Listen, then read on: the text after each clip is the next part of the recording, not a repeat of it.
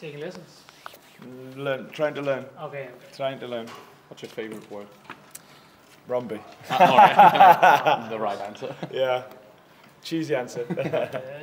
So okay, let's go. Can we start with the status on the injured players? The match was out this week. Is there anything? No change. Obviously, we've played a couple of games this week already, but Matt's is recovering well, and working hard, and getting closer every day. Won't be available for the weekend, but we'll see how next week goes. Anyone else in doubts for the weekend? No, we're good to go apart from that. Sounds good. What have you seen, Steve, from the Odense squad? Of course, you've just been able to play the club game, and now you need to focus on this one. But how do you prepare for that squad specifically? Yeah, I mean, again, another dangerous game, and just said to your colleague over there, whether they've won or lost games, they've been tight games that could have gone either way. So it shows that they have a good attitude and have a real clear way of playing, and we have lots of respect for that, and some dangerous players, some players that can make a difference. So we need to be ready. But what I also know is important is the direction that we're trying to go in is one of what we do in any game can have the biggest impact, and to get there you have to always have that sort of mentality, and that's where I want us to be on the weekend, especially at home. So doesn't mean that it happens. You have to earn the right, and you have to not just think that you turn up and there it is. You have to, like I said, you have to work hard. But we want to make sure that any game we play, the most important impact on the game and how it plays out is our model and our ideas. We heard from Lewis that he actually enjoys the fact that you guys prepare very concrete for the opposition that you're going to meet in the coming round. How important is that for you to have that sense of to do things? Well, I think part of a game plan is how we want to play in every single game, whether it's a cup game in the week or it's a league game on the weekend. You have to take the opponent into consideration, of course, and then you have to pick a team that you think can best deliver the plan, and really that's the headlines that you have to complete when you're putting a plan together for a game. So that's how it is. But like I said, of course we look at opponents, and we come up against another good team on the weekend, like AGF last weekend.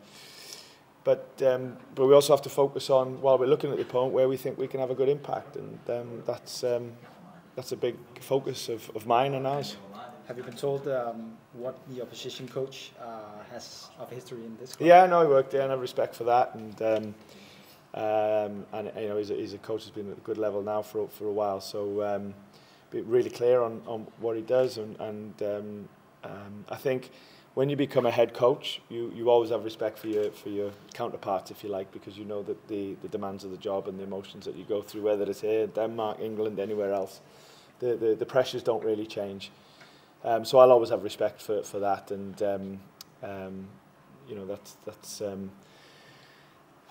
that's what you have to do when you see these guys prepared, and the things that they go through is understand that we all want the same thing, and we're going through the same things.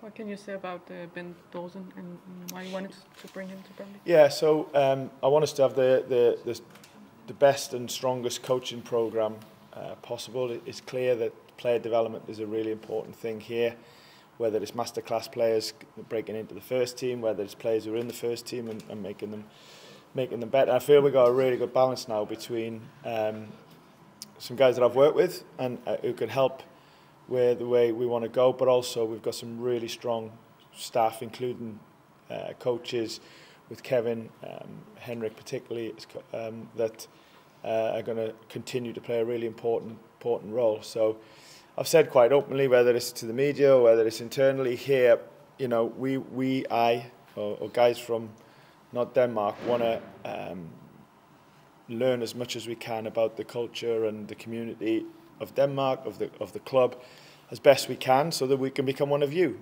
It's not about anybody else being one of us. It's about us being one of you. So, with regards to the coaching team now, I think we've got a nice balance. of, like I said, guys I've worked with before and guys who are already here. Some excellent staff here, you know, and we really got to come together now and put the best program possible together and help the players grow and the team grow. So is there any like specific roles for the assistants? Yeah, no, they all have different roles and responsibilities, and they're you know, I work my staff hard, and they know they'll be, you know, you can't do it on your own. Of course, as the head coach, you have to lead and you have to guide and you have to sometimes make decisions, but you know, you also, there's so many different aspects now of performance, whether it's individual development, unit, with the ball, without the ball, set pieces, goalkeeping, on the pitch stuff, off the pitch learning. You know, there's so much that we need to be the best we can be at, and it takes a lot of expert staff to do that. So every member of staff will be very clear on their roles and responsibilities that will be defined, and you know, I'll be as demanding of them as I will of the players, because it's important that we get that right.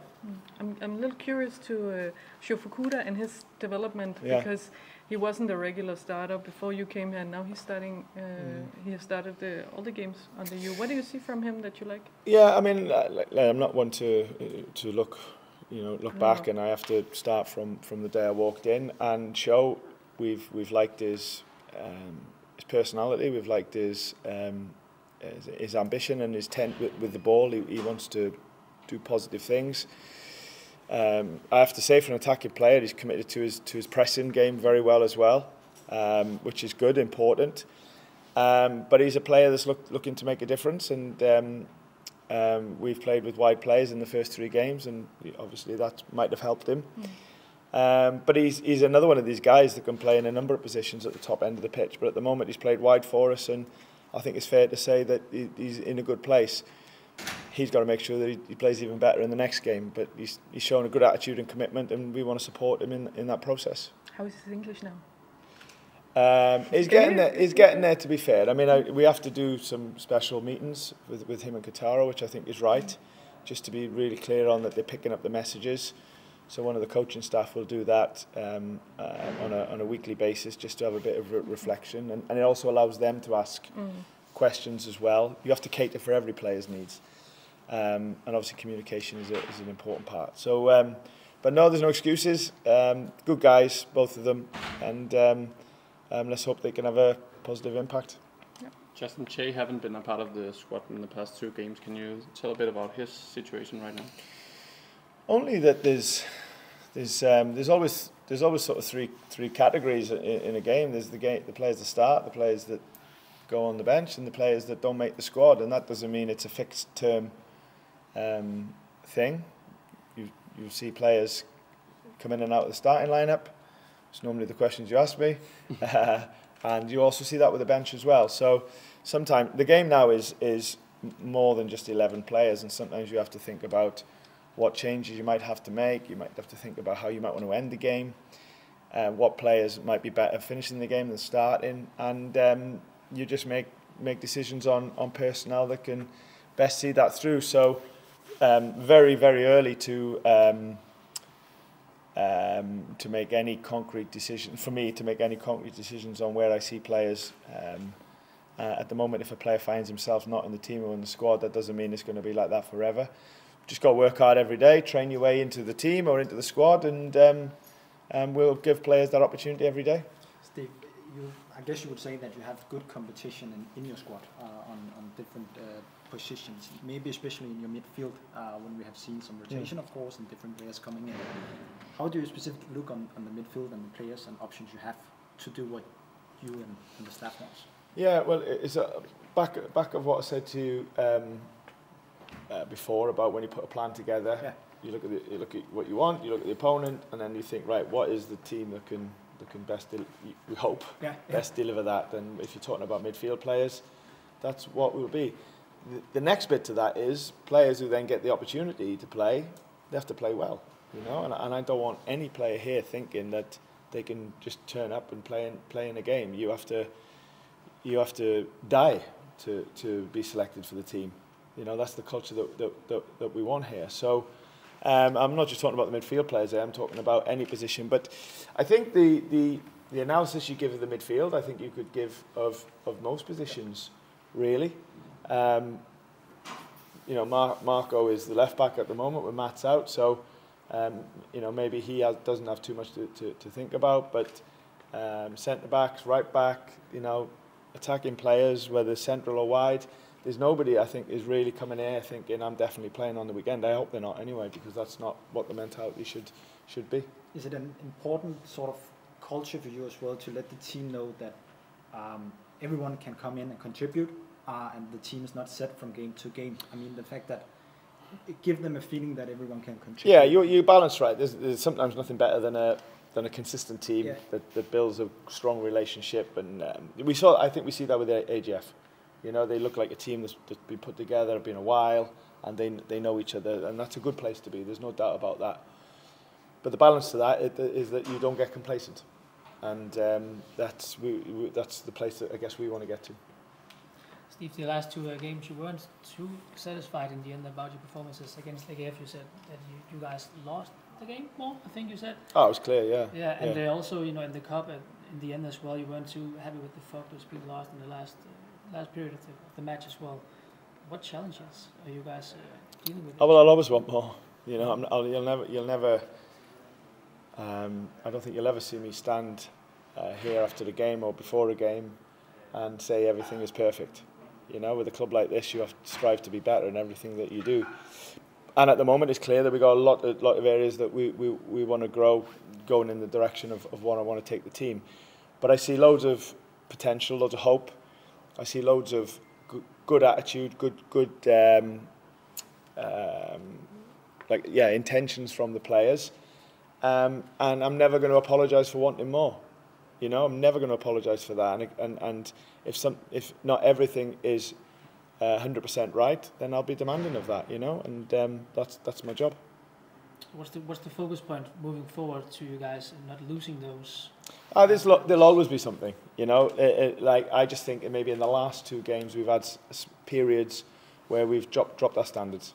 You know, that second period in the first half against AGF and the last 10-12 minutes the other night. But don't get me wrong, there was some really good things. Sorry Nana. That was me. Some really good things either side of that, and we're really focusing on that as well. So always look at the things we're doing well, but we've also got to look at the things that we can improve on as well.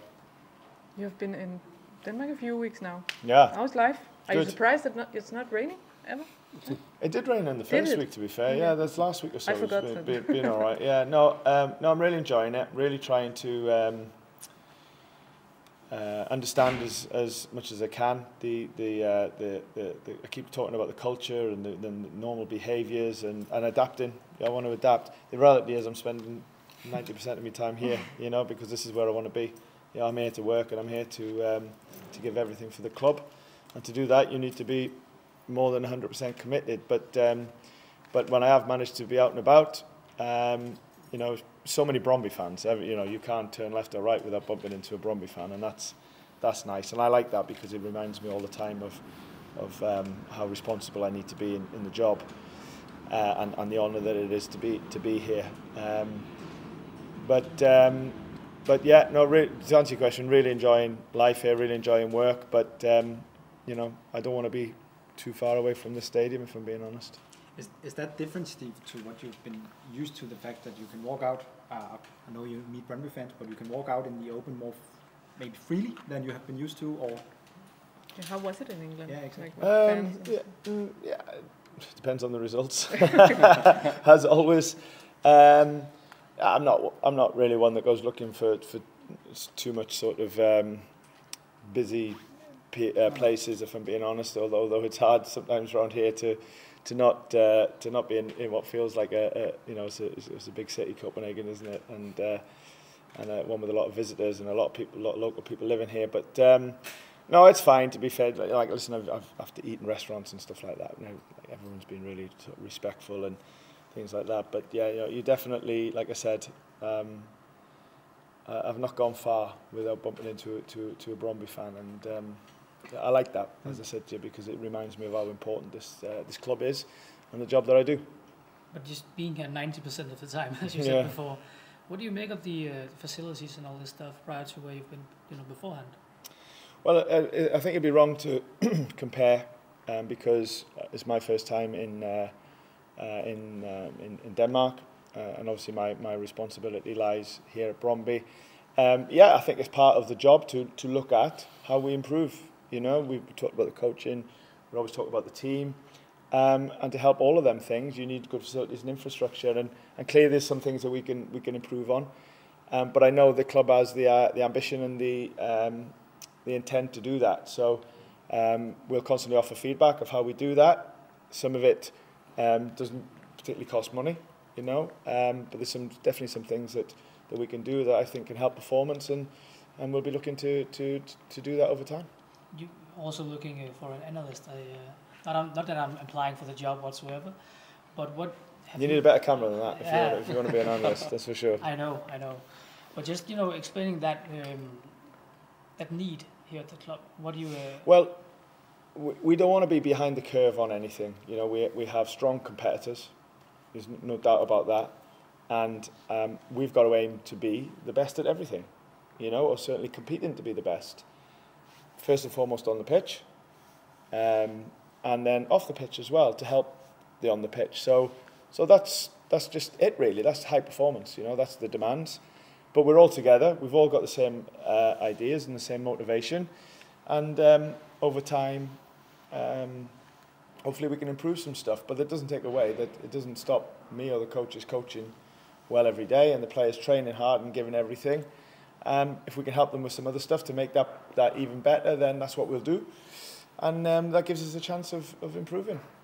Have you been lacking some data on the players that you've had before on your squads? No. I'm not going to. I have no complaints.